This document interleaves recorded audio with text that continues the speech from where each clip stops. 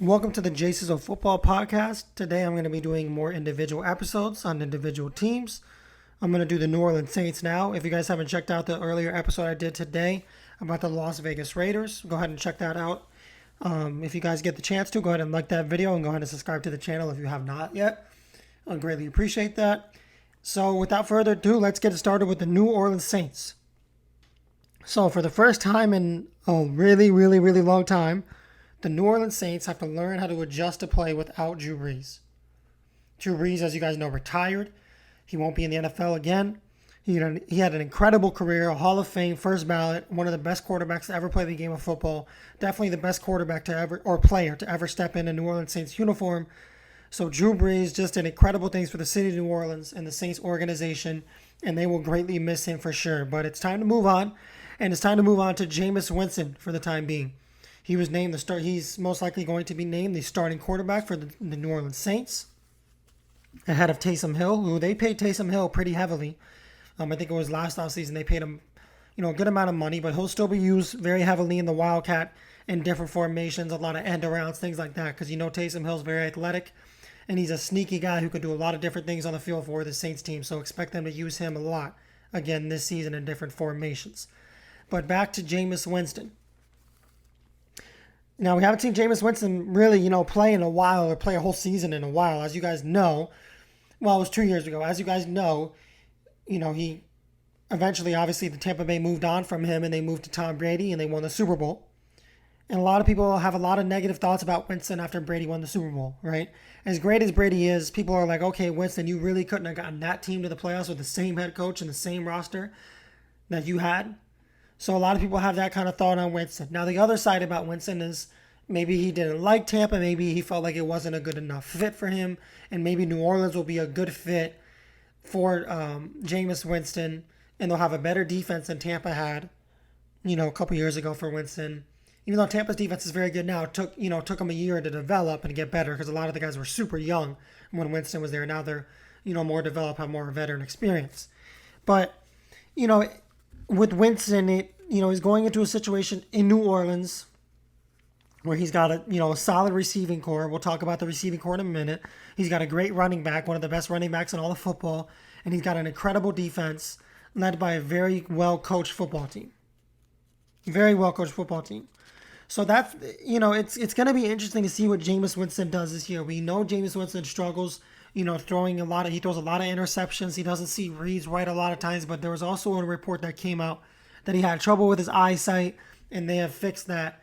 So maybe this year we don't see as many interceptions. Maybe it really was the eyesight all along that was leading to him throwing a lot of interceptions, because there was a point in time where he would throw at least almost 2 interceptions every single game, just about. It was pretty bad. Some games he would even throw 4 or 5. And then, very rare for him to not throw 1 in a game at least. So he caused a lot of havoc for that team in Tampa, in my opinion. They had a good roster for him. Yeah, like I said, the defense wasn't as developed as it is now. But the offense still had Godwin and Mike Evans in a good old line. And it just seemed like he just turned it over too much. He just gave away the ball too many times for that offense to really be productive enough. And it definitely hurt the defense because the defense was, always in bad situations when it came to field position because of how many picks Winston threw. So hopefully Winston can, pick up some ground this year maybe and play a little bit better and not throw as many picks. If I could give you a prediction on a stat line for Winston, I think he'll throw for around 3,000 yards, low 3,000s. And a lot of times he throws for like around 4,000, 4,300, 4,400. I'm going to say low 3,000s only based on the fact that I don't think they're going to throw him too much. I think they're going to use Kamara a lot in the backfield, right? Kamara is a big-time running back. Jameis never really had a big-time running back to rely on in Tampa that he can hand the ball to if he was struggling. So obviously New Orleans has that with Alvin Kamara and also with Latavius Murray, who's a solid power back who will give them a lot of yards too. So New Orleans has a very good running back core, maybe arguably the best running back core in the entire NFC. So definitely something, that could help Winston, maybe bring his picks down from what he has done previously, because they'll run the ball a ton. So I'm going to say low 3,000s. I'm going to say 21 touchdowns. I'm going to say 14 interceptions. A decent year, not a great year. It's just one of those things where you kind of look at it and you're like, okay, is Winston really good enough to be a starter even with this kind of help? Because he didn't really show it in Tampa. Like I said, yeah, he didn't have a running game to help him. So having the running game should definitely take pressure off him. But and having a better defense will definitely take pressure off him, but he still has to be able to manage to get the ball to his open receivers, right? And now let's get on to the receivers. Michael Thomas coming in, he had a breakout, not a breakout because he's always been good, but he had a historic 2019 season 2 years ago, and then last year 2020 was a very injury-riddled season, and even in the injury-riddled season, in the games he played, he still played well. So an injury-riddled season, I think he only played like 6 games last year, missed the majority of the season. Definitely a season that you want to forget because of the injuries.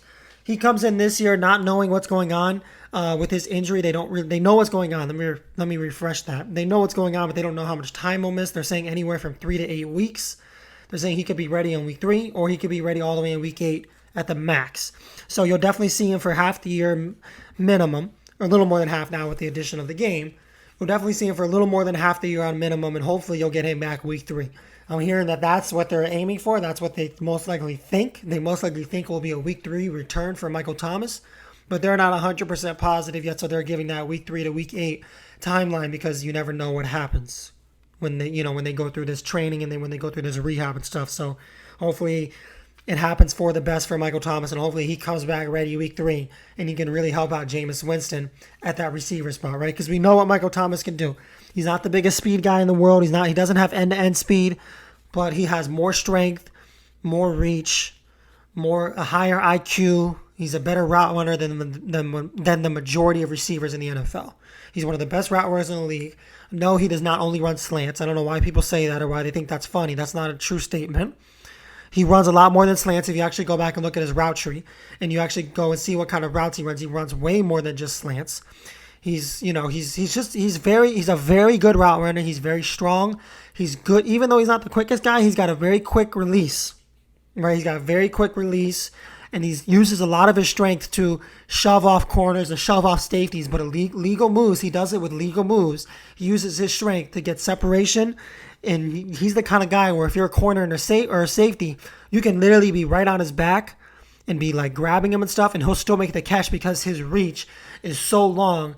And he can go out and get that ball, and you can't even do anything about it because you don't have a reach like that. And he's a big boy, and he's just got a big reach, and he can go out and get a lot of balls at a lot of corners and safeties. Really can't make plays on, right? So Michael Thomas, come back. Hopefully week 3, he should have another huge year. Definitely over 1,000 yards. Most likely even missing 2 games if he comes back week 3. If he comes back week 8, he obviously won't have 100 catches no matter what, no matter how good he plays.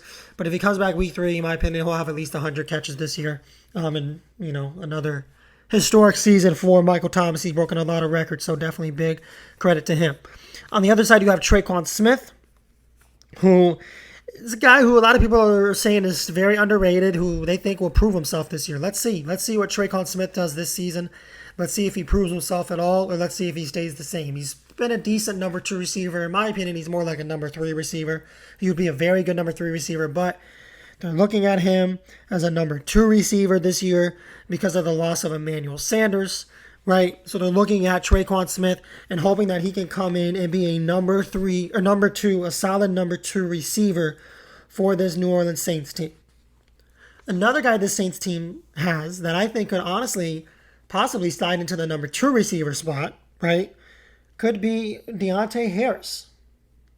Deontay Harris is a return specialist mainly. He's an incredible returner, but he's kind of he got used a little bit as a receiver last year, and he showed a little bit of flashes at the receiver spot. So maybe this year he can move into that number 2 spot if he can get around 600-700 yards and outplay Tre'Quan Smith. Because I expect Tre'Quan Smith, he went for 400 last year. I expect Tre'Quan to go anywhere from 500 to 600 and Deontay Harris to go anywhere from 400 to 600. But maybe they'll use Deontay Harris more in the offense than what I'm expecting, and maybe he can go to that 700 range, and he'll definitely be their number 2 for now and for the future. So definitely something to look at for this team. Now, in terms of the O-line, this is one of the best O-lines in all of football. The New Orleans Saints have a good O-line, which should really help Jameis Winston a lot, right? Because Jameis Winston is a guy who, he throws a lot of picks, right? We know that. But if you have a guy that throws a lot of picks and doesn't see reads very well, it helps to have a really good offensive line that will give him even more time to hopefully see those reads and make the right plays. So a good offensive line will help, led by Ryan Ramczyk, of course, right? He's a great offensive lineman. You also have Armstead, another great offensive lineman who can really hold it down for Jameis Winston. And Jameis is going to have a lot of time to throw the football. Probably more time, even though Tampa had a solid O-line with Jameis, in my opinion, he'll have a little more time than he had in Tampa to get the football and move the football around to his receivers in New Orleans. So I know New Orleans is really hoping for that for Winston because they know they're going to be able to provide the great offensive line for Winston, and they're hoping that will bring the best out of Jameis Winston. We also have Eric McCoy. He plays a little center. Sometimes he plays guard. He's great. They're saying he can move to guard this year. I'm not sure. I know last year he played mostly center. I think he played a couple games at guard, but they're saying he could fully move to guard this year. So we got to keep an eye out on that. Either way, I think he'll be great at either spot. I think they should keep him at center, but we'll see what they do. So yeah, this is an offensive line. If I could rate him out of 10, I would give him a 9.5. I think it's one of the strongest offensive lines in football. They're consistent. They don't get injured too often.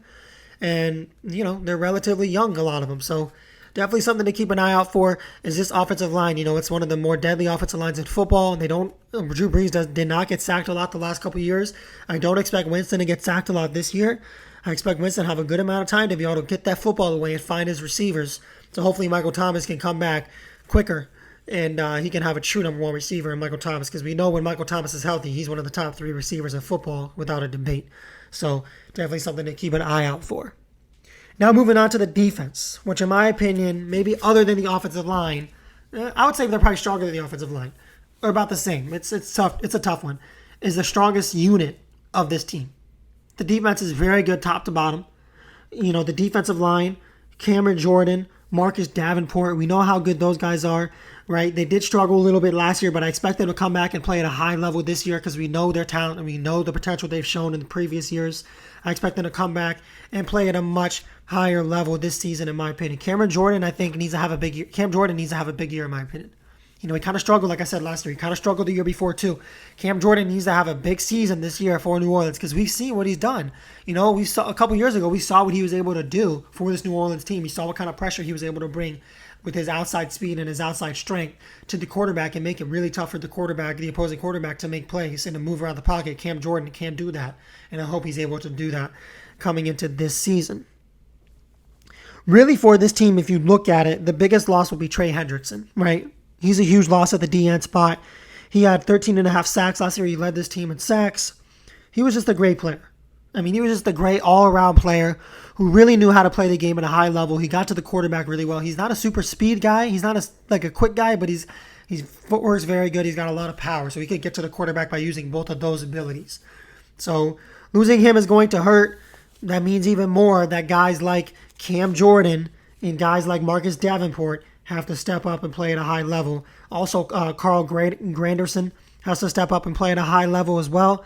He's the guy they're going to be looking for this year. Out of all spots on the field, I would say New Orleans probably struggles on defense the most in the defensive line area. In the defensive line area, that's probably where they struggle on the line there the most. But still, it's overall, as you heard me say, it's still a pretty solid D line. But that's where they struggle the most. That goes to show you how good their defense really is.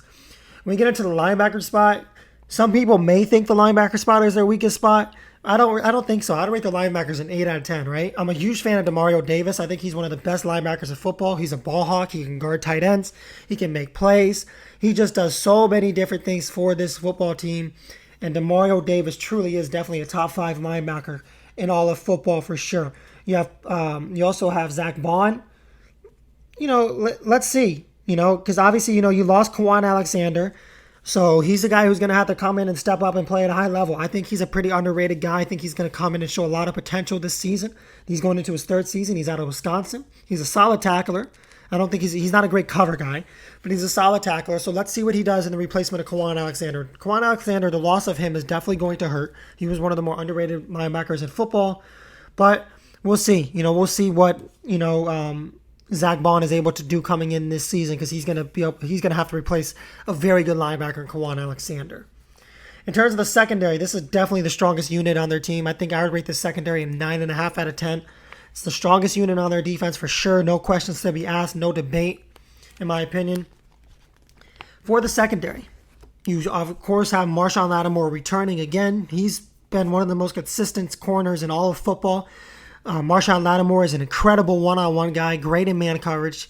A lot of the doubts for him were that he wasn't a great guy. It wasn't a great player when it came to zone coverage. I'm talking about Marshawn Lattimore still. Well, he kind of improved his zone coverage a lot last year. And we know and that's a good sign because we know every single week he's going to match up against the opponent's team number one receiver, and he's most likely going to lock that receiver up because we know what he's done. You got to think every day he goes against Michael Thomas in practice.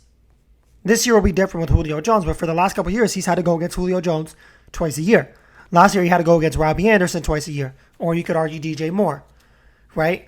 And you also had to go out into Tampa and go against Chris Godwin twice a year, as well as Mike Evans. And he's had to do that for the last couple of years. So he's a guy who he's arguably in one of the toughest divisions when it comes to receivers, which makes his job even tougher than a lot of other corners, and he does his job at a very high level. Definitely a top 10 corner in football. I would put him around 6 or 7 in terms of corners. Very underrated, very underappreciated, and I think people need to really start seeing the true value of Marshawn Lattimore. Of course, at the safety spot, you have one of the best young safeties in football. You have Marcus Williams. Came off a solid year last year. He's a great tackler. He's a ball hawk kind of guy who can make a lot of plays on the football.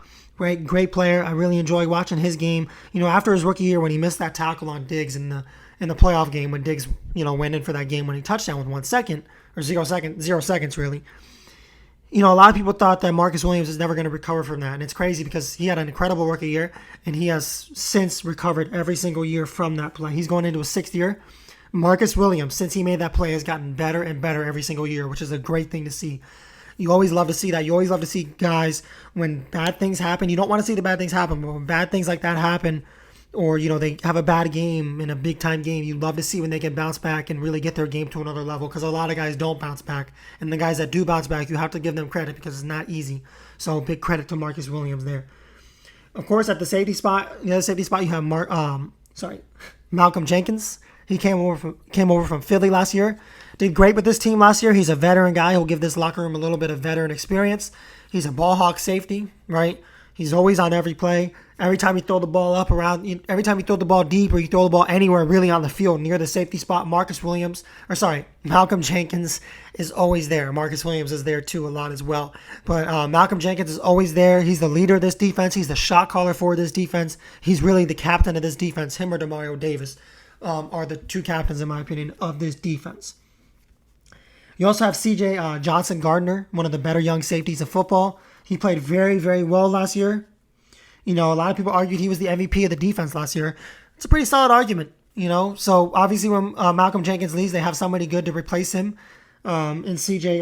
Johnson Gardner. Obviously, C.J. is probably going to play more downs than Malcolm Jenkins, but when Malcolm Jenkins fully retires or leaves this team, they have somebody that can step in and literally play every single down in C.J. So definitely something to look forward to. He's one of the better young safeties in all of football. And at the other linebacker spot, at the other corner spot, because we went over the safeties, at the other corner spot, you have Patrick Robinson, right? He's a veteran. He's been around this league for a long time, but he showed this team that even being a veteran, he could still play at a high level. He played at a high level last year for this team. He's good in zone coverage, pretty good in man, but better in zone. He's a guy that this team is going to look forward to, hopefully, to get 1 or 2 more good years out of him. He's going into his 13th season. Hopefully, they can get at least 1 or 2 more good years. At least 1. I think they'll get 2, but hopefully at least get 1 good more year out of him, because if you can get another solid year out of him, we'll keep your secondary as one of the better secondaries in all of football. You got to think, I'm trying to think, this is one of the better secondaries in football for sure, right? The only other secondaries that I would take over New Orleans would be Miami. Right, I'll take Miami over them. I'll do a secondary ranking. I'll drop it on the Instagram this week. I'll have to go over all the secondaries and kind of rate the guys on a Madden scale almost, 99 being the highest, 25 being the lowest. I'll have to rate them on that scale, and then we'll go from there. We'll obviously rate the 2 safeties, 2 corners, and then the slot corner, and I'll go from there. But it's crazy because I think New Orleans really does have a top 5 secondary football. Maybe even top 3. Definitely top 5, because you got Denver, I think has a better secondary. Miami has a better secondary. I'm trying to think. Tampa probably has I don't think Tampa has a better secondary. Tampa has a very young secondary that's very good. But I don't think Tampa has a better overall secondary than New Orleans. The Giants have a better secondary than New Orleans. That's about it. So I think I'll put New Orleans around 4 when it comes to secondaries. They have a very underrated secondary. They're young. And, they've shown a lot of potential the last couple of years, and I think they're only going to continue to get better year in and year out. Oh, well, so, I forgot one secondary. I was just thinking about it as I was talking in the back of my head. I think New Orleans will be 5. I had to put New England secondary over New Orleans. So I think New Orleans has the 5th best secondary in football. But still, to have a top 5 secondary in football out of 32 teams, very respectable. New Orleans is definitely one of the better secondaries in all of football for sure. So let's go over the schedule here. Week 1, you have Green Bay at home. I think they'll win that one, so they start 1-0. Then you go in Carolina. I think they'll split with Carolina this year, so I think they'll lose in Carolina, 1-1. I think they'll lose in New England in Week 3, 1-2. Week 4, they have the Giants. I think they'll win, 2-2. Week 5, they have Washington on the road. I think they'll lose 2-3. Then they have a bye week. Then they go in Seattle. I think they'll fall to 2-4. Tampa at home, 3-4. Atlanta at home, 4-4. Tennessee on the road. Watch them find a way to pull that one out, 5-4. Philly on the road. That's a tough one because Philly, I don't really know what to expect from Philly this year. I'm going to do a Philly podcast soon. I'm going to say they win that one, 6-4. Buffalo at home, 6-5. Dallas at home, 7-5. The Jets on the road, 8-5. Tampa on the road, 8-6. Miami at home, 9-6. Carolina at home, 10-6. Atlanta on the road, 10-7. So I think they go 10-7 this year, which should get them a wild card spot. But let's see what happens. That 10-7 record should get them a wild card spot. Listen, you heard the stats that I put out for Jameis Winston. I don't think he's going to have an incredible year, but I think Alvin Kamara will run for well over 1,000, or run for at least 1,000. Maybe, I think he'll run for like 900, but I think he'll have around 900 receiving yards. Alvin Kamara will have another incredible year. Michael Thomas will come in and have an incredible year. I think Traquan Smith will have a good year, right? I talked about that. I think their secondary will really hold it down for their defense. I think their linebackers will play well. I think they'll get a lot of pressure to the quarterback. I think their defense will be able to get them the majority of those 10 wins.